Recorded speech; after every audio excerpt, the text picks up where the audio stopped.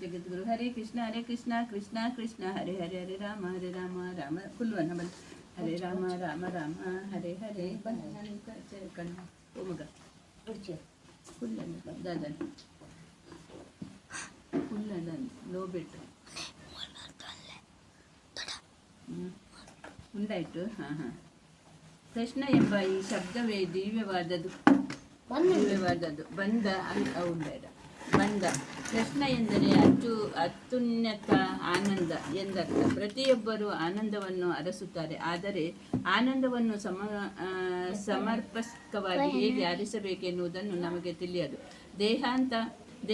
ದೇಹಾತ್ಮವಾದದ ಇಂದಾಗಿ ನಾವು ಆನಂದವನ್ನೆಸೆಯುವ ಪ್ರತಿಯೊಂದು, ಏಕೆಂದರೆ ನಿಜವಾದ ಆನಂದವನ್ನು ಯಾವ ಹಂತದಲ್ಲಿ ಪಡೆಯಬಹುದು ಎಂಬಂತಹ ವಿಷಯವಾಗಿ ನಮಗೆ ಮಾಹಿತಿ ತಿಳಿದಿಲ್ಲ. ನಿಜವಾದ ಆನಂದವನ್ನು ಸವಿಸಬೇಕಾದ ಪಕ್ಷದಲ್ಲಿ ತಾನು ದೇಹವಲ್ಲ, ಪ್ರಜ್ಞೆ ಎಂಬುದು ಮೊದಲ ಅರ್ಥ ಮಾಡಿಕೊಳ್ಳಬೇಕು. ನಿಜವಾಗಿ ಅದು ಪ್ರಜ್ಞೆಯಲ್ಲಿ, ಏಕೆಂದರೆ ಪ್ರಜ್ಞೆಯು ನಮ್ಮ ನಿಜವಾದ ನೆಲೆಯ ಕುರುಹು. ನಾವು ಈ ಭೌತ ದೇಹದೊಳಗೆ ಸೇರಿಕೊಂಡಿರುವ ಪರಿಶುದ್ಧವಾದ ಆತ್ಮ.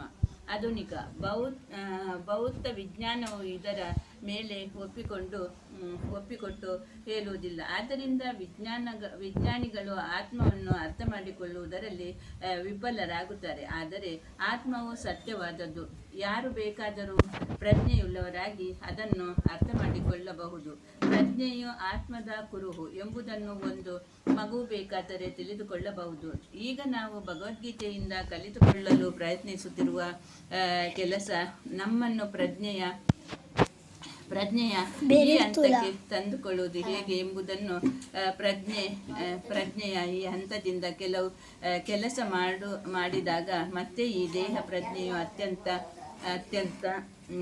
ಅತ್ಯಂತ ನೂಕಿಸಿಕೊಳ್ಳಬೇಕಾಗುವುದಿಲ್ಲ. ಈಗ ನಾವು ದೇಹ ಹಂತದಲ್ಲಿ ಭೌತ ಕಲ್ಮಶದ ಸೊಕ್ಕಿನಿಂದ ಬಿಡುಗಡೆ ಹೊಂದುತ್ತೇವೆ. ನಮ್ಮ ಆಧ್ಯಾತ್ಮಿಕ ಜೀವನವು ಪುನಃಶ್ಚೇತನಗೊಳ್ಳುತ್ತದೆ. ಈ ದೇಹವನ್ನು ತ್ಯಜಿಸಿದ ನಂತರ ಮುಂದಿನ ಜನ್ಮದಲ್ಲಿ ಸಂಪೂರ್ಣ ನಿತ್ಯ ಆದ ಆಧ್ಯಾತ್ಮಿಕ ಜೀವನವನ್ನು ಪಡೆಯುತ್ತೇವೆ. ಈಗಾಗಲೇ ಚರ್ಚಿಸಿರುವಂತೆ ಆತ್ಮವನ್ನು ನಿತ್ಯವೆಂದು ವರ್ಣಿಸಲಾಗಿದೆ. ಈ ದೇಹವು ನಾಶವಾದ ಮೇಲೆಯೂ ಪ್ರಜ್ಞೆಯು ನಾಶವಾಗುವುದಿಲ್ಲ. ಇನ್ನೊಂದು ದೇಹಕ್ಕೆ ವರ್ಗಣೆಗೊಂಡು ದೇಹ ಪ್ರಜ್ಞೆಯನ್ನು ಉಂಟು ಮಾಡುತ್ತದೆ.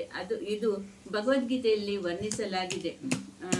ಮರಣದ ಸಮಯದಲ್ಲಿ ನಮ್ಮ ಪ್ರಜ್ಞೆಯು ಪರಿಶುದ್ಧವಾದರೆ ನಮ್ಮ ಮುಂದಿನ ಜನ್ಮವು ಭೌತಿಕವಾಗಿರುವುದಿಲ್ಲ, ಆಧ್ಯಾತ್ಮಿಕವಾಗಿರುತ್ತದೆ. ಮರಣ ಸಮಯದಲ್ಲಿ ನಮ್ಮ ಪ್ರಜ್ಞೆಯು ಪರಿಶುದ್ಧವಾಗಿದ್ದರೆ ಹೋದರೆ ದೇಹ ತ್ಯಾಗ ನಂತರ ನಾವು ಇನ್ನೊಂದು ಭೌತ ದೇಹವನ್ನು ಪಡೆಯಬೇಕಾಗುತ್ತದೆ. ನಡೆಯುತ್ತಿರುವ ಪ್ರತಿ ಪ್ರಕ್ರಿಯೆ ಇದೆಯೇ, ಇದು ನಿಸರ್ಗ ನಿಯಮ. ನಾವು ಈಗ ನಶ್ವರವಾದ ದೇಹವನ್ನು ಹೊಂದಿದ್ದೇವೆ. ನಾವು ನೋಡುತ್ತಿರುವ ಈ ದೇಹವು ಸ್ಥೂಲ ದೇಹವಾಗಿದೆ. ಅದು ತೊಟ್ಟುಕೊಳ್ಳುವ ಶರ್ಟು ಮತ್ತು ಕೋಟಿನ ಒಳಗಡೆ ಶರ್ಟಿನ ಒಳಗೆ ದೇಹವಿದೆ. ಹಾಗೆಯೇ ಆತ್ಮಕ್ಕೆ ಒಂದು ಶರ್ಟು ಮತ್ತು ಒಂದು ಕೋಟಿನ ಹೊದಿಕೆ ಇದೆ. ಇವು ಮನಸ್ಸು, ಬುದ್ಧಿ ಮತ್ತು ಅಹಂಕಾರ. ದೇಹವೇ ನಾವು ಎಂಬ ತಮ್ಮ ಕಲ್ಪನೆಯ ಮಿಥ್ಯ ಅಹಂಕಾರ. ಹಾಗೆಯೇ ನಾವು ಈ ಭೌತ ಜಗತ್ತಿನ ಉನ್ನತ ಎಂಬ ಕಲ್ಪನೆ ಕೂಡ. ಈ ಮಿಥ್ಯ ಕಲ್ಪನೆಯು ನನ್ನನ್ನು ಸ್ವಲೀಯನಾಗಿಸುತ್ತದೆ. ಉದಾಹರಣೆಗೆ, ನಾನು ಭಾರತದಲ್ಲಿ ಹುಟ್ಟಿರುವುದರಿಂದ ನನ್ನನ್ನು ಭಾರತೀಯ